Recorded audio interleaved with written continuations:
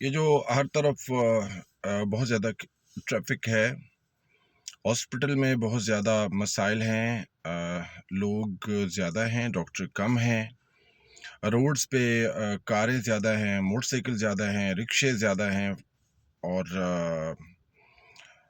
جگہ کم ہے۔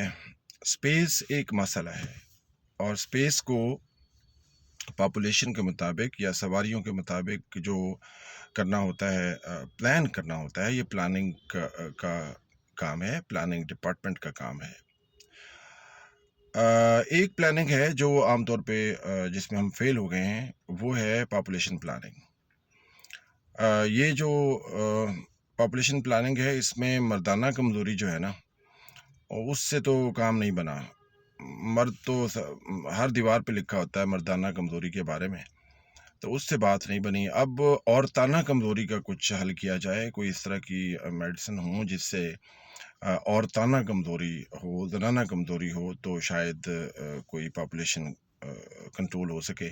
ورنہ جیسے بیکٹیریا میں ملٹیپل ہوتی ہے، گروتھ ہوتی ہے، اور ان میں ملٹیپل ڈویژن ہو کے وہ کرتے رہتے ہیں، پاپولیشن کو بڑھاتے رہتے ہیں۔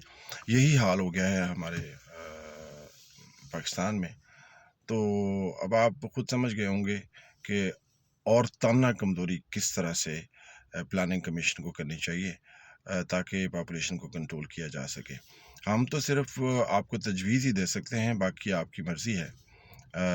وہ کیا ہے نا کہ اب جس کے وہ امجد امجد کا شعر ہے، اب جس کے جی میں آئے وہی پائے روشنی، ہم نے تو دل جلا کے سر عام رکھ دیا۔